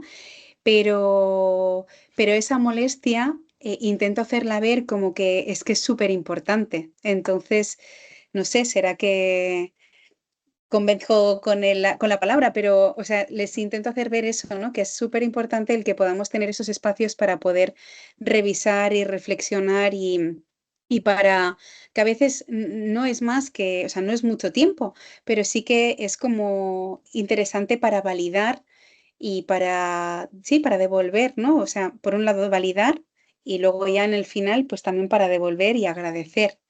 Entonces es un momento también interesante la devolución final, porque si se orienta más desde el reconocimiento y desde el agradecimiento, creo que la gente lo ve, que para eso igual puede llegar a tener como no más tiempo, sino que lo ve diferente, ¿no? Lo ve como un regalo. Y es que es así, es que así debería ser. Mm.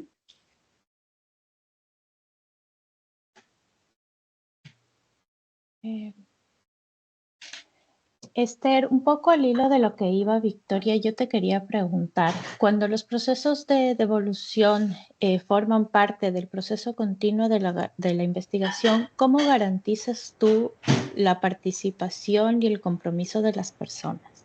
Porque creo que a nosotros eso es algo que todavía no sabemos cómo cogerlo, porque por más importancia que demos a esta participación de la gente, sabemos que el trabajar con mujeres, con los tiempos que están como súper comprimidos en la vida cotidiana, es bien complejo seguir en el proceso. Pues una de las claves es preguntándoles cómo podrían ellas estar en esos espacios. O sea, haciendo la pregunta al revés, más que yo pensar en cómo podría hacer para garantizar que participen, preguntarles a ellas cómo podrían estar presentes en esos espacios, ¿no? Entonces, lo que os decía antes, que igual no ha quedado claro, pero intento recoger pues esas necesidades y esas particularidades en todo momento. Entonces, en un proceso de evolución, por ejemplo, de un análisis primero, ¿no? De un previo, pues, o de un grupo de discusión. Pues yo sé que muchas han hecho un esfuerzo muy grande para poder estar en ese grupo de discusión. Entonces, ¿cómo les voy a pedir que vuelvan a estar otra vez en otro grupo para reflexionar sobre eso? Si ya bastante han hecho, pues eso, hoy yo he tenido que poner un servicio de guardería. Entonces, normalmente en estos espacios, como también se genera una relación de, bueno, pues de confianza, yo les pregunto, ¿cómo podríamos hacer para que tu voz, o sea, para que tu voz o tú misma, o sea, para que tú misma puedas validar esto? Y en algunos casos me pueden decir, mira, pues me puedes pasar las conclusiones y yo te voy a mandar un audio con lo que pienso.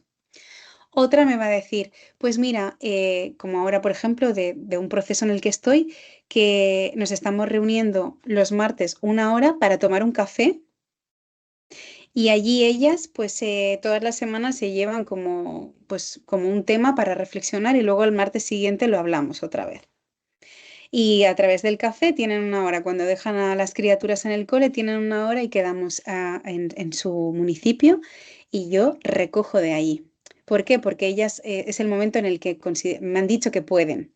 O sea, es como siempre poner, en este caso, a las participantes en el centro. Y con eso me garantizo el que realmente puedan participar. Porque si yo organizo un grupo un domingo a la tarde, es posible que no me venga nadie. Pero si en cambio hago para recoger su validación o su participación en este segundo momento en función de sus necesidades o particularidades, pues es verdad que a mí luego me va a costar mucho más recoger todo eso. Pero a la vez me garantiza pues que realmente su voz quede bien reflejada. O sea, en un proceso normal diría, pues organizo otro grupo. Si no me viene nadie, pues no lo organizo. Ya está, no hay devolución porque nadie se ha apuntado. Pero en este caso intento darle la vuelta y decir, bueno, como sé que cada una tiene sus particularidades, voy a preguntarles, ¿cómo te sentirías más cómoda para hacer este ejercicio? Y recojo desde ahí.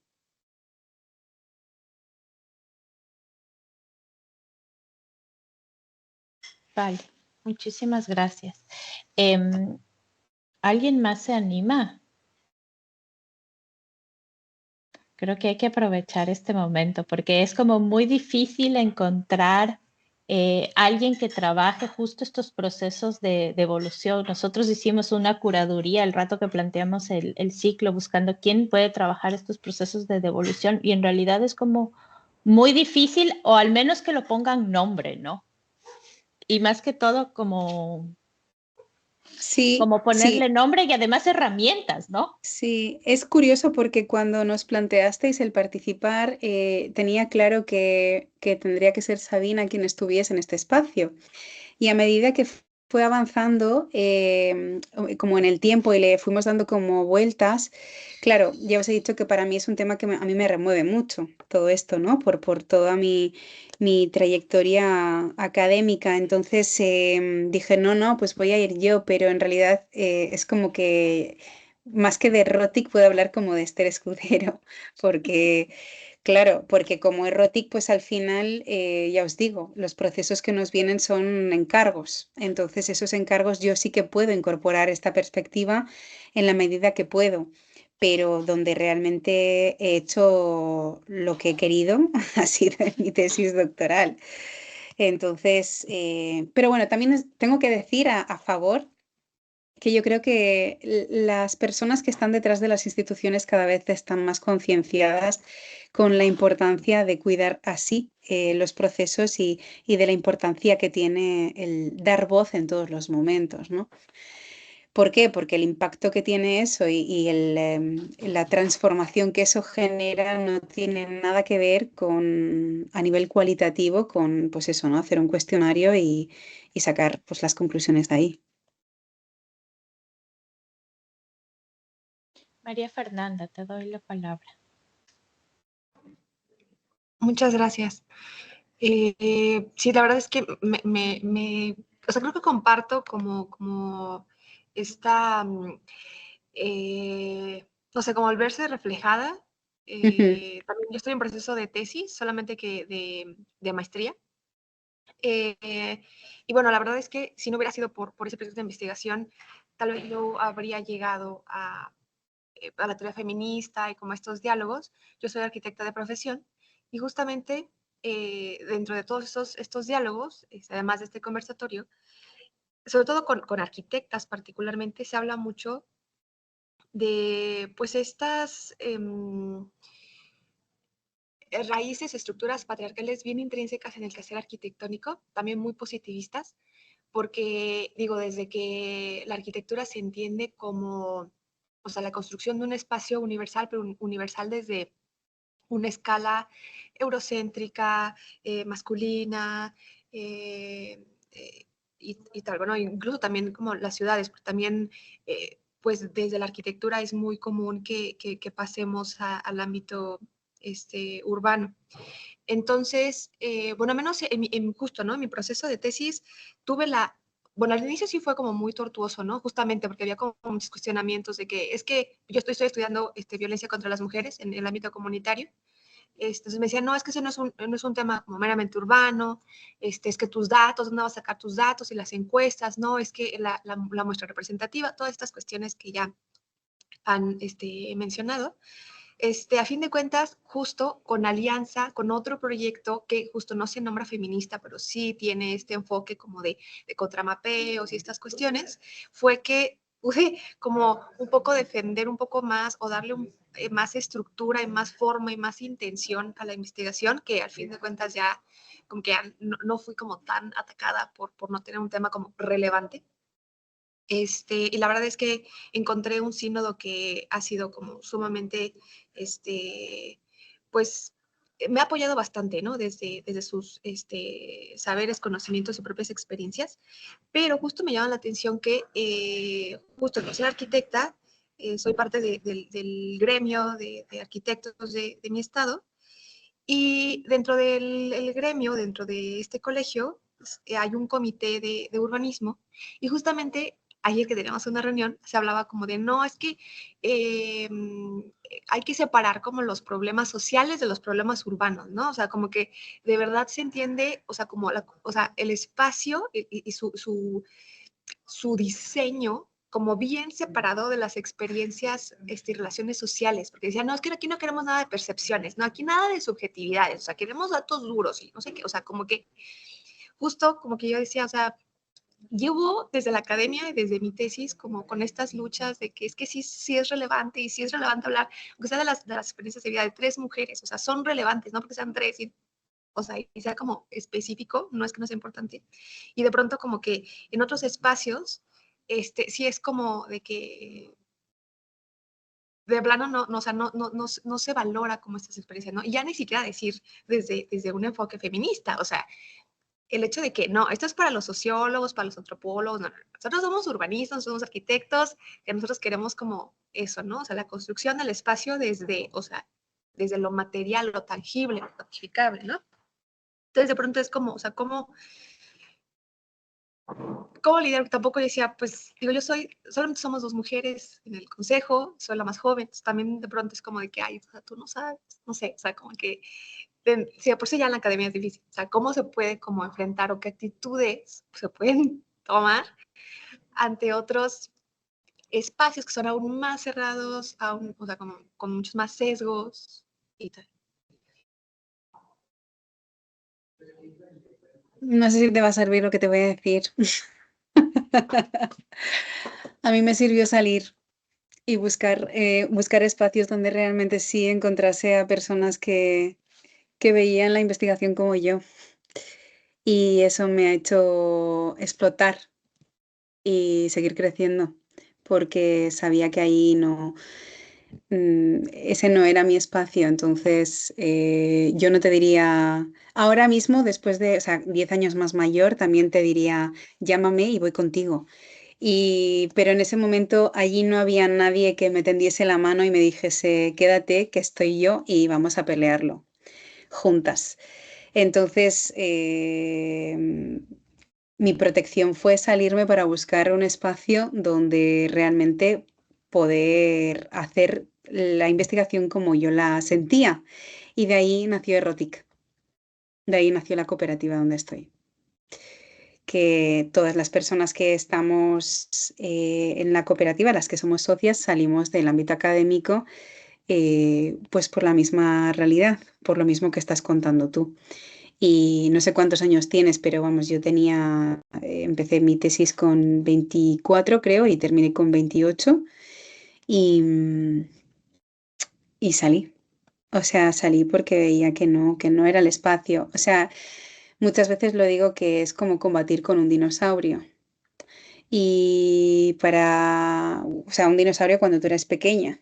Entonces, necesito como construir una torre con más como yo para poder combatir con ese dinosaurio o pasar de pantalla e irme a otro juego, ¿no? Y en este caso, Pues yo lo vi así porque no tenía más herramientas tampoco. Ya te digo, si fuese ahora, y que o sea, han pasado muchos años y yo creo que también nos hemos hecho oír y tenemos el hueco hecho, ¿no? Lo que comentaba Alicia antes también, ¿no? Que hay que, bueno, yo creo que ha llegado el momento de que tenemos que hacernos ver y que estamos aquí y eso es así. Entonces, en ese momento yo creo que también era otro momento, ¿eh? No hace muchos años, pero en realidad sí. Entonces, en estos últimos 10 años como que han pasado tantas cosas que posiblemente ahora lo hubiese afrontado diferente, pero en su momento pues decidí que primero era yo, que yo creía en lo que estaba haciendo y que era lo que me gustaba y que, pues eso, que para mí era lo más importante. Entonces, dar valor a eso, porque si no le doy valor yo a lo que realmente quiero, ¿no? O sea, es que me estoy sumando a ese carro, a hacer investigación desde esa perspectiva que yo con la que no me sentía identificada y con la que veía que mi vida no iba. Entonces, pues de ahí el que pensamos en algunas en salirnos y luego pues en unos años más tarde pues crear el proyecto.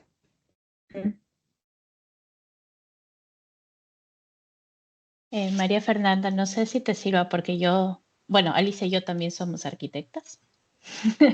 Entonces sabemos en carne propia lo que es estar dentro de una estructura de dominación donde todo este pensamiento moderno, colonial, que piensa que la ciudad no es lo mismo que la vivienda, que la investigación no es lo mismo que la acción, que, bueno, y todas estas, que la teoría no es lo mismo que la experiencia, entonces como ve el mundo de manera totalmente dicotómica.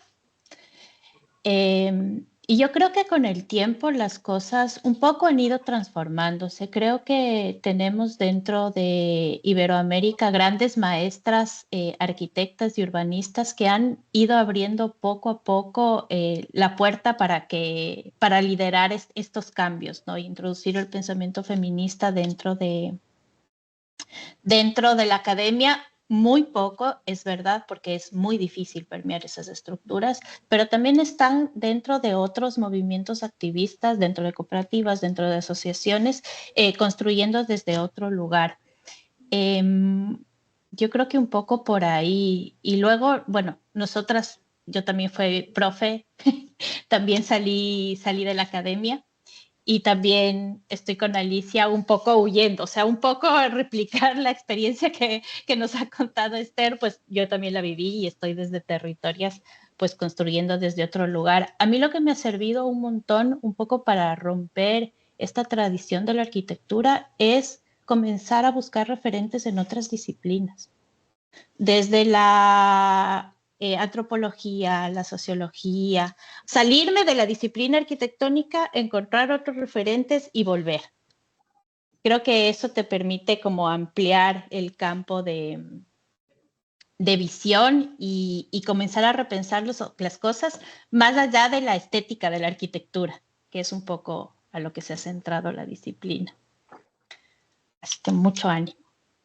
Sí, gracias. Que la verdad es que justo, o sea, creo que últimamente también como que me han llegado también conversaciones con distintas arquitectas, pero también otras disciplinas, también desde la academia, ¿no? O sea, justo este batallar, ¿no? De cuando se proponen desde investigaciones con enfoque feminista, también soy docente, entonces de pronto también cuando se quiere un poco cambiar como esos enfoques muy positivistas, androcéntricos, desde el quehacer arquitectónico, incluso hasta los propios estudiantes, como que, no sé, como que de pronto es como que, sí, qué interesante.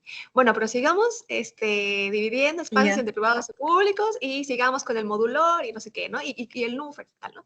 Entonces sí, como que, digo, también para mí ha sido como bien difícil, como, digamos, de construir como mis formas de aprender, incluso, o sea, mi propia tesis también de pronto, hasta cuando escribo, como que sigo repitiendo como ciertos, pues sí, como procesos como muy positivistas, como muy, muy ajenos, no sé.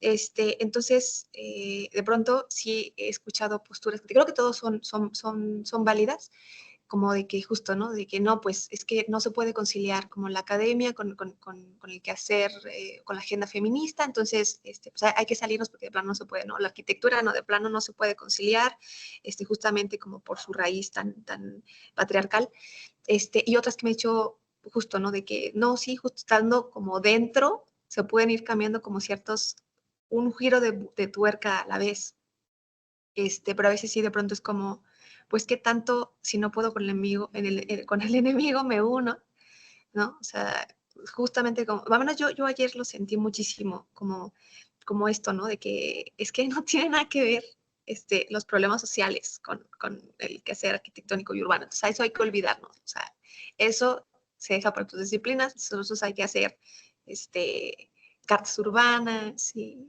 ¿no? O sea, como que digo, es que, o sea, de plano no sé, o sea, o si intentar como discutir, o ya mejor como que ya no digo nada, ¿no? O sea, porque justo es, pues ya lo tienen como muy entendido, son sobre todo arquitectos que son desarrolladores de hace muchísimos años, que si bien, claro, tienen sus experiencias muy sesgadas,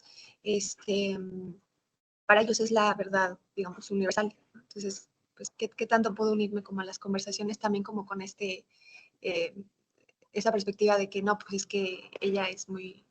Yo tengo 30 años, entonces realmente soy muy joven en comparación con muchos de ellos. No soy desarrolladora, la verdad es que no ejercí la arquitectura tampoco muchos años, entonces es como, siento como mucha resistencia. Pero bueno, muchas gracias por compartir sus experiencias. Yo comentaría también, María Fernanda, que es verdad que aquí estamos los ejemplos que hemos huido, hemos salido corriendo de la academia, pero también tenemos muchas compañeras que están dentro y es súper importante que estén dentro. Entonces, si para ti lo que te pide es estar dentro, busca, como ha dicho Esther, esta red que te apoye, porque ya hay gente ahí que lo está luchando y que lo está resistiendo. Entonces, claro, nuestros ejemplos es de huida y de crear otros espacios donde no queremos replicar para nada lo que hemos vivido, pero también es importante estar dentro de la academia y empezar a romper las dinámicas y las estructuras que hay dentro, ¿no? Entonces, Claro. para que tampoco te sientas ahí diciendo, bueno, venga, me voy. No, también está bien estar ahí dentro y empezar a romper y que sepas que hay gente también ahí dentro y que busca alianzas y redes para no encontrarte sola con esas dinámicas que son muy jorobadas. O sea, me he sentido también muy representada contigo, Esther, cuando he dicho yo me pondría a llorar también cuando vuelvo a la escuela, es como, o sea, no me trae ningún buen recuerdo. Es así. Entonces, tenemos experiencias muy complicadas y lo bueno es que lo podamos compartir y ver cómo podemos estar en todos los espacios y que no es fácil. Estaría bien poder hacer una investigación sobre eso, porque de recoger los testimonios de todas las vivencias que mujeres prácticamente en exclusiva, bueno, mujeres y personas del colectivo LGTBI que también viven situaciones muy parecidas, ¿no? Y que también salen un poco pues por la misma situación. Y estaría muy bonito hacer algo así. Ahí os lo dejo, de recoger algo así.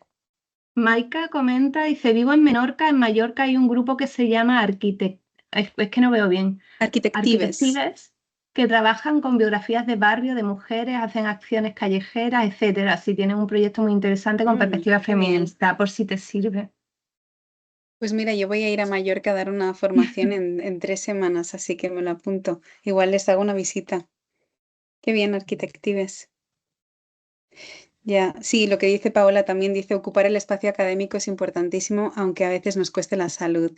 La universidad pública es un derecho y tenemos que ejercerla ocupándola. Estoy totalmente de acuerdo con Alicia, sin redes de sobrevivimiento, o sea, sin redes no sobrevivimos. Y con fisioterapeutas, meditación, etcétera. Totalmente, totalmente. Sí, a mí muchas veces se me pasa por la cabeza el volver. Porque pues al final yo creo que quienes hemos, sobre todo pues las personas que hemos hecho tesis doctorales, porque sabemos que es algo que nos gusta, la formación, o sea, dar docencia, nos gusta investigar o combinar las dos cosas. Pero también en mi caso yo tenía claro que era o eso o se acababa todo. O sea, o salía o salía. O salía o enfermaba, mejor dicho. Más. Entonces, pues está claro que hay que ocupar el espacio académico totalmente. Y por eso digo, que ahora creo que con 10 años más y con la fuerza o el empoderamiento que tengo, creo que sería diferente. Pero las que están ahí, o sea, las que están ahí resistiendo, yo creo que, vamos, o sea, les hacemos la ola. Y en algún momento, pues que nos inviten a estar, ¿verdad? Yo creo que también depende un poco del momento, ¿no? Hay veces que uno está como con mucho ánimo y mucha fuerza de pelearla todo porque es un eterno discutir desde que uno llega hasta que uno sale. Y luego otras veces dice, necesito parar, coger fuerzas y ya con el tiempo. Entonces creo que es como una cuestión que va orbitando, ¿no? En Viene y ese va. sentido. Ujú. Sí, sí, sí. Eh, alguien que tenga, Esther, si es que no te hago esta pregunta, luego tenemos un problema. A ver, Yo quería preguntarte, siempre hacemos esta misma pregunta porque es parte de la reflexión y el aprendizaje ajá. final que ponemos dentro de la publicación. Yo te quería preguntar cómo esta diversidad de cuerpos con los que trabajas dentro de la investigación, de alguna manera te moldea o te indica cuáles son las pautas metodológicas para seguir.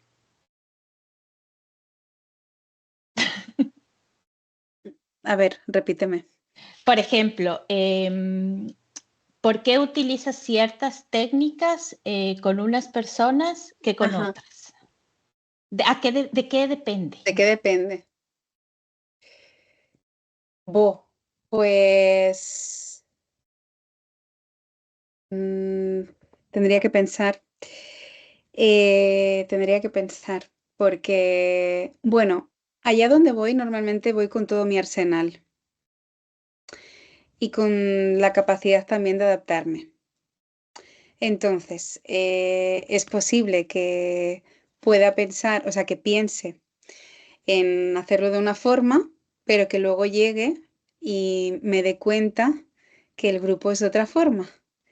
Y entonces, pues yo me adapto y trabajamos, o sea, trabajamos en función de la capacidad, de la apetencia, de la necesidad de cada una. O sea, por ejemplo, en este último grupo de mujeres con el que estoy trabajando, que son todas mujeres que están en situaciones de vulnerabilidad diversas, o sea, cada una con una situación muy diferente, con edades muy diferentes, con orígenes muy diferentes, con orientaciones diferentes, o sea, son muy diversas, pues tenía como, estoy trabajando con ellas, no es un proceso de investigación, pero sí estoy trabajando un proceso de empoderamiento con ellas a través de un ciclo de 20 días que nos vamos viendo.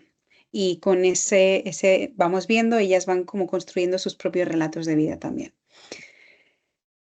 Entonces, claro, yo tenía pensadas pues trabajar diferentes técnicas, pero ya el primer día me di cuenta de que esas técnicas pues no se iban a poder desarrollar, porque había algunas que sabían escribir, otras no, otras sabían escribir, pero no sabían plasmar en un papel lo que estábamos trabajando, entonces pues me he ido adaptando. Y en este caso, como es un grupo tan diverso, parto de igual de las necesidades más básicas, ¿no? Y de las, más que de las necesidades, de las particularidades más básicas. Entonces, pues si identifico que hay alguien que no sabe leer y escribir, pues partimos del relato y de los dibujos, por ejemplo, de dibujar. También para que no se generen situaciones de desigualdad y de discriminación entre ellas, ¿no? Entonces, yo creo que eso también te lo da, bueno, la perspectiva con la que ves el trabajo y con la que haces el trabajo, ¿no? Y los años también, que igual el primer día me hubiese quedado con el bloqueo de, "Puf, ¿y ahora cómo sigo?" Y luego pues te vas dando cuenta de que, bueno, pues con el hacer ¿no? Y con el ser, o sea, el escuchar mucho. Y no solo escuchar de palabras, sino también en la corporalidad, en la expresión, en todo, pues ya tú ahí vas identificando, ¿no? Cómo poder hacer. También, bueno, suelo hacer siempre una ronda de cómo estamos al principio y también de cómo nos vamos, ¿no? Porque eso me permite identificar, pues si ese día hay alguna de ellas, pues que está con más malestares o le ha pasado algo y entonces sé que igual la intensidad con la que tengo que trabajar, pues o la devolución o el tema en sí, pues tiene que ser uno u otro, ¿no?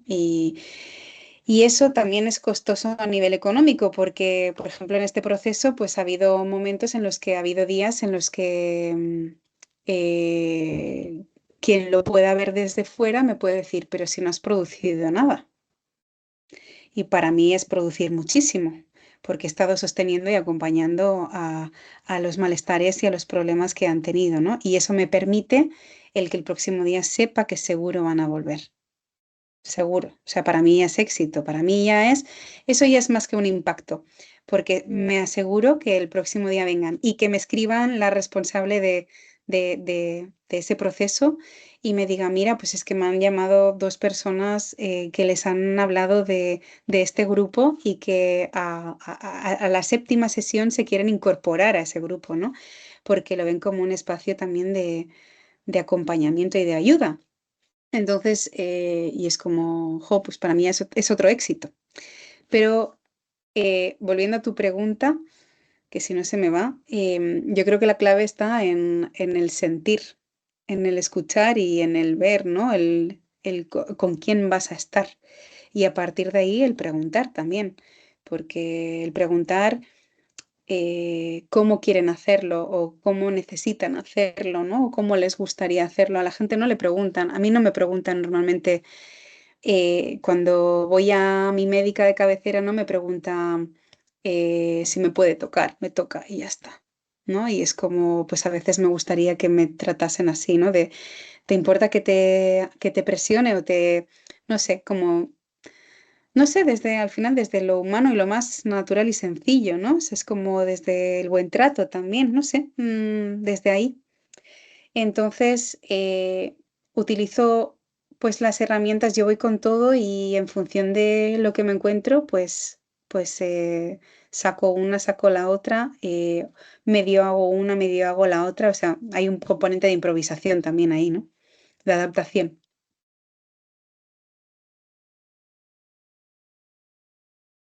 Muchas gracias. Creo que nos quedan 3 minutillos por si alguien quiere hacer alguna reflexión final.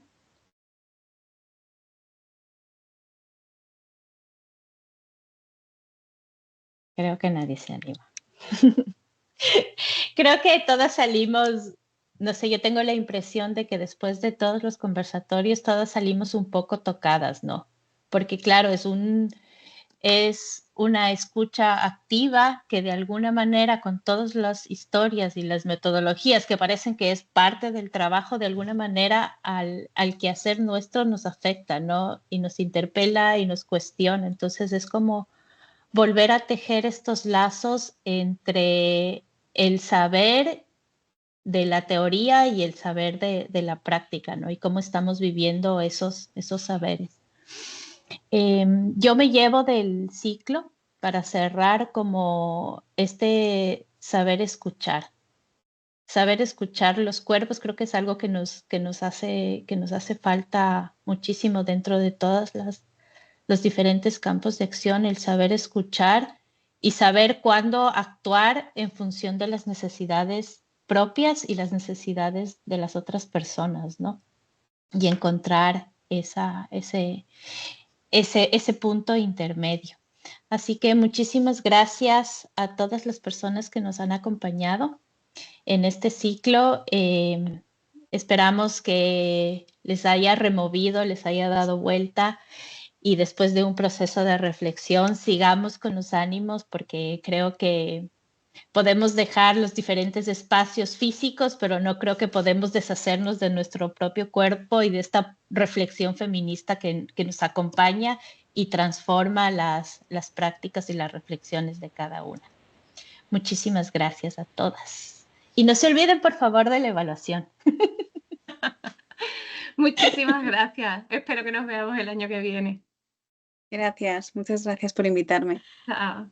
A ti. Gracias a todos. Un gustazo.